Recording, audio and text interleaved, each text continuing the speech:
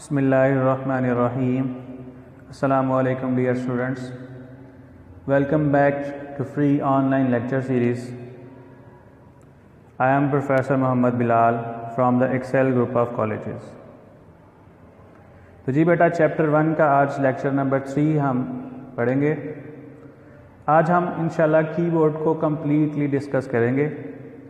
तो इसके लिए बेटा एक बात कि अगर आपके पास घर में कोई कीबोर्ड वगैरह है तो कोशिश करें कि आप उसको अपने सामने रख लें और फिर लेक्चर को स्टार्ट करें।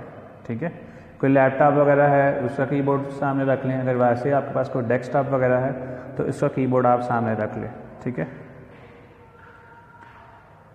Keyboard is the most commonly used input device. Input devices में जो सबसे ज़्यादा यूज़ होने वाली डिवाइस है वो है keyboard. Data is mostly entered using the keyboard. आप मोस्टली जो डाटा एंटर करते हैं वो कीबोर्ड के थ्रू एंटर करते हैं, कोई नेम्स वगैरह, कोई नंबर्स वगैरह। The buttons on the keyboard are called keys. जो हमारे पास बटन्स हैं कीबोर्ड के ऊपर, जिस तरह 1 2 3 या नंबर्स के या अल्फ़ाबेट्स के या दूसरे जो बटन्स हैं उनको हम क्या कहते हैं? Keys. The keyboard contains the numeric keys, alphabet keys, function keys and special character keys. हमारे पास कुछ नंबर्स, न्यूमेरिक मतलब नंबर्स वाली कीज़ हैं, अल्फ़ाबेट कुछ ABC ये वाली कीज़ हैं, अल्फ़ाबेटिक कीज़ हैं, और कुछ हैं फंक्शन कीज़, इनको कुछ स्पेशल फंक्शन परफॉर्म करने के लिए, और स्पेशल करैक्टर कीज़ हैं, कुछ ख़ास करैक्टर या सिंबल्स के लिए, उनको रिप्रेजेंट करने के लिए कुछ कीज़ हैं। इन सबको इंशाल्लाह हम डिटेल से आगे डिस्कस करेंगे अपने लेक्चर में।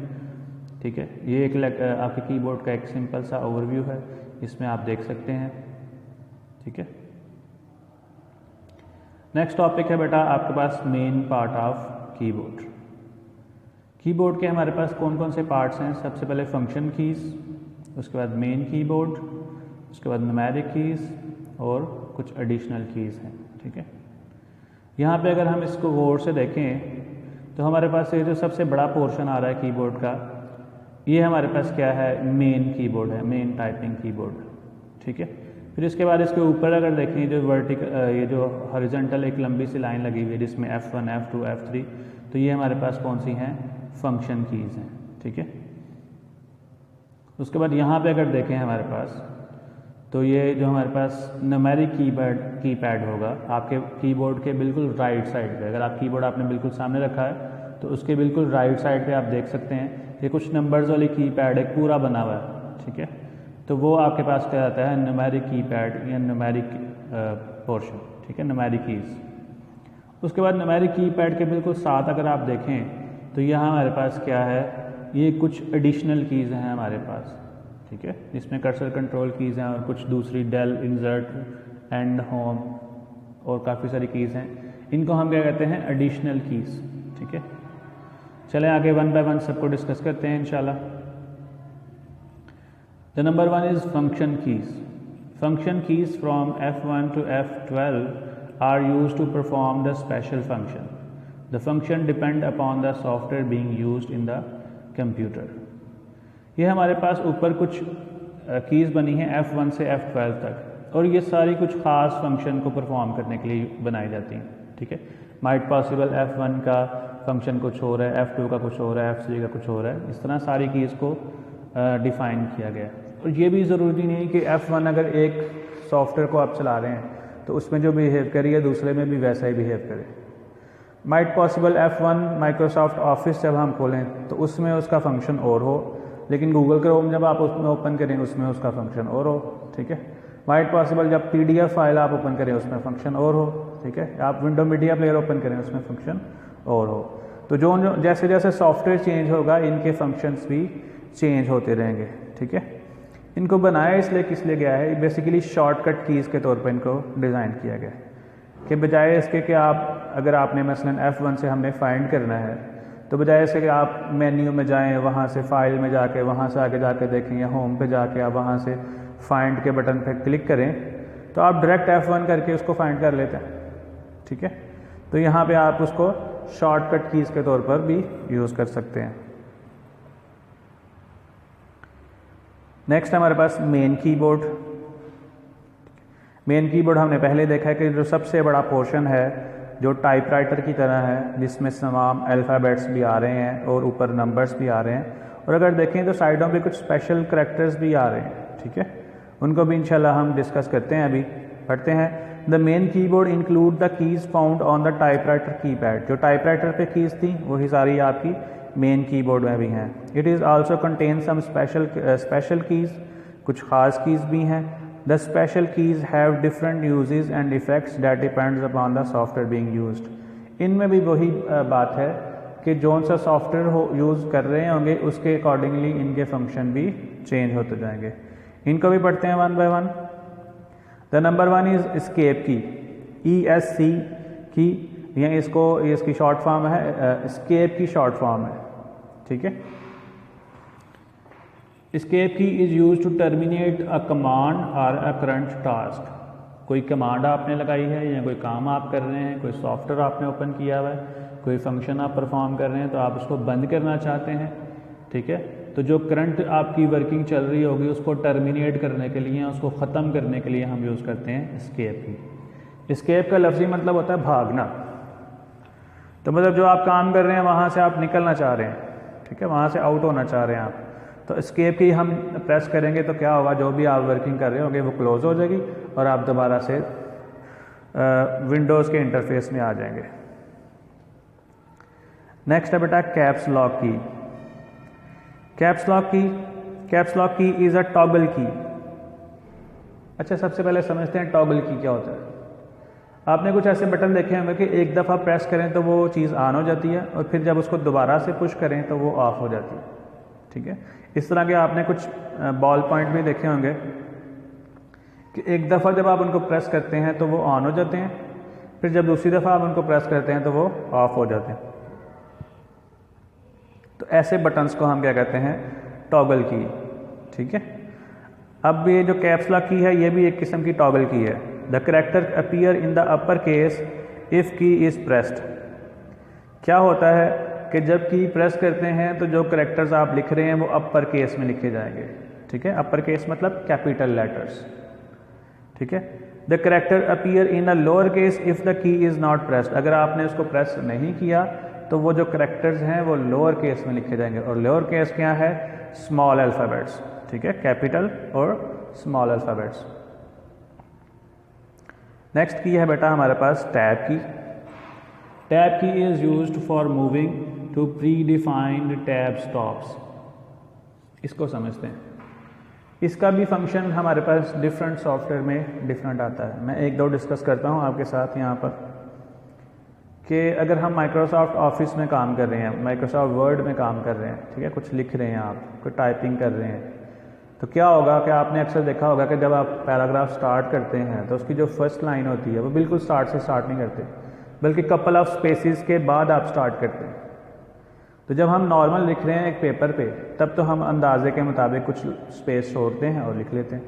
जिस तरह से आप जब कोई हेडिंग देते हैं तो हेडिंग के जो वेरी नेक्स्ट लाइन होती है उसको बिल्कुल स्टार्ट से स्टार्ट नहीं करते, बल्कि थोड़ी सी स्पेस दे के फिर आप शुरू करते हैं। लेकिन अगर यही काम आप कंप्यूटर में कर रहे हैं तो कैसे करेंगे कि आप बिल्कुल यहाँ स्पेस काउंट करेंगे। मिसाल के तौर पे आप चाहते हैं कि 5 स्पेस दे के उसके बाद आप लिखना स्टार्ट करें, तो आप उसे काउंट करेंगे 1 2 3 4 5, फिर नेक्स्ट पैराग्राफ, फिर 1 2 3 4 5। नहीं, बल्कि क्या करेंगे, आप टैब का बटन प्रेस करेंगे। टैब से बटन से क्या होगा, वो कपल ऑफ स्पेसेस ऑटोमेटिकली आ जाएंगी। मतलब एक टैब से वो 5 या 8 स्पेसेस वो आ जाएंगी। ये कपल ऑफ स्पेसेस का वर्ड इसलिए बेटा यूज़ कर रहा हूँ कि ये डिफरेंट है। कुछ कंप्यूटर्स में ये 5 स्पेसेस के इक्वल है, कुछ में ये 4 के इक्वल है, कुछ में 8 के इक्वल है। तो ये डिफरेंट कंप्यूटर्स में जो स्पेसेस की तादाद है वो डिफरेंट है।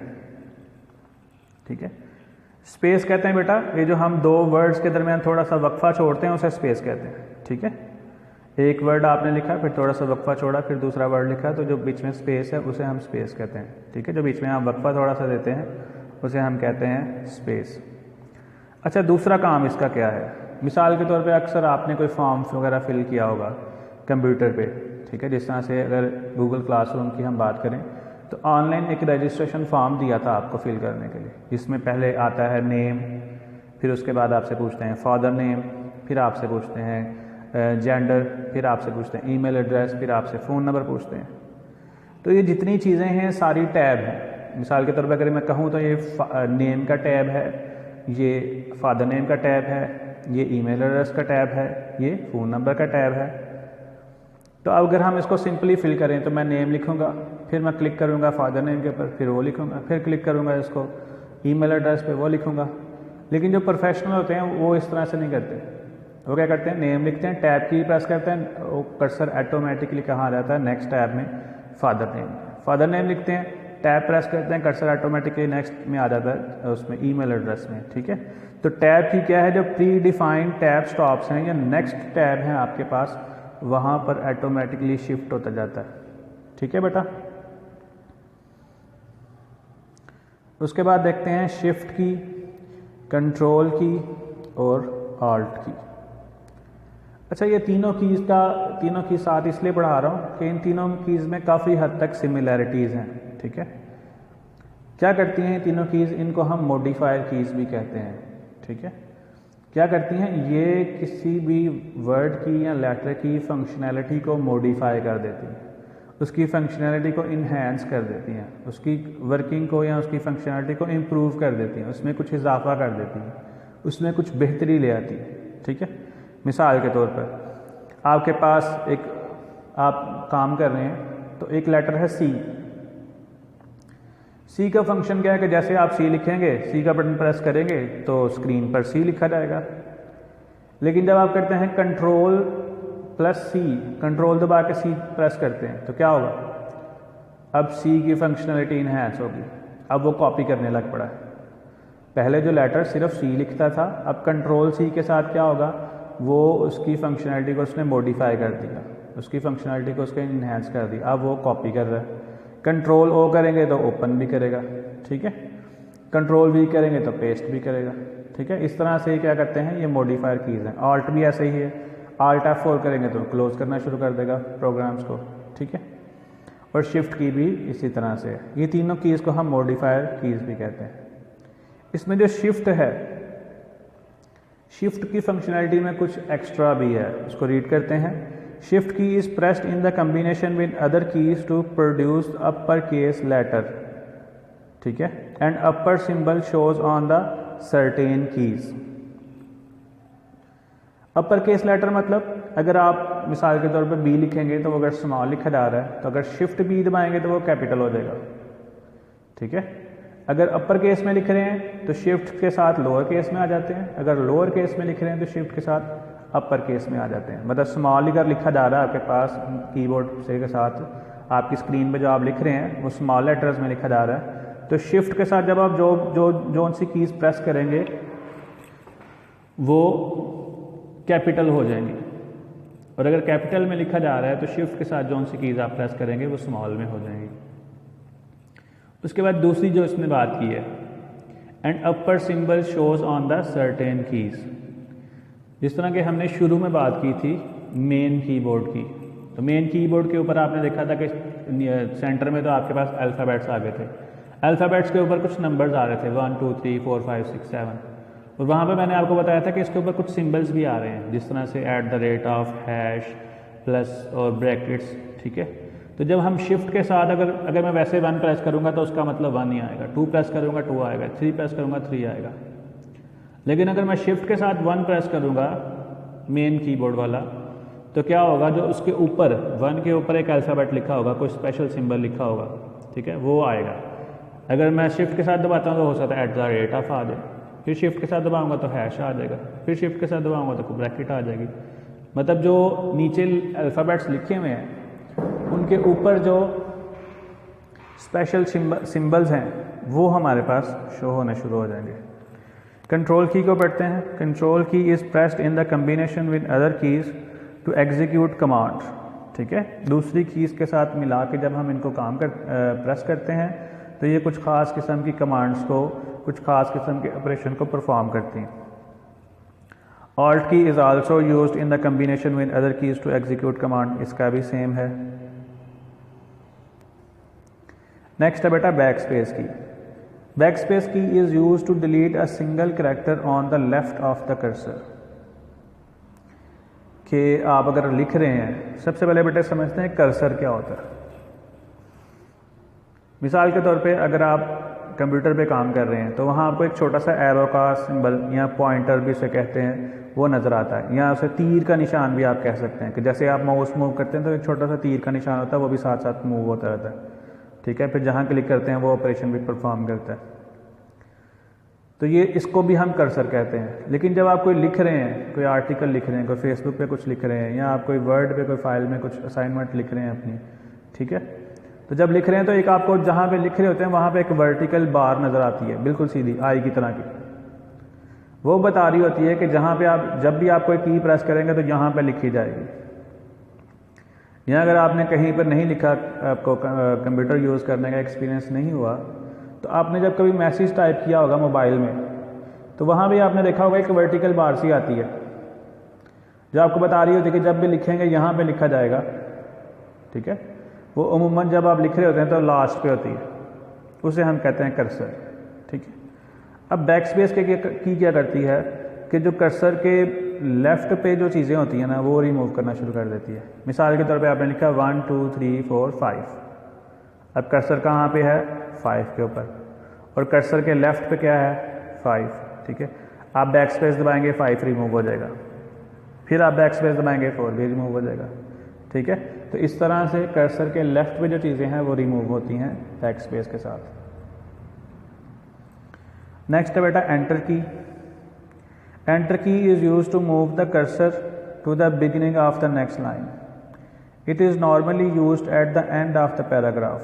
ठीक है, आप क्या कहते हैं कि आपने जब भी नेक्स्ट लाइन में जाना होता है तो हम एंटर की प्रेस करते हैं।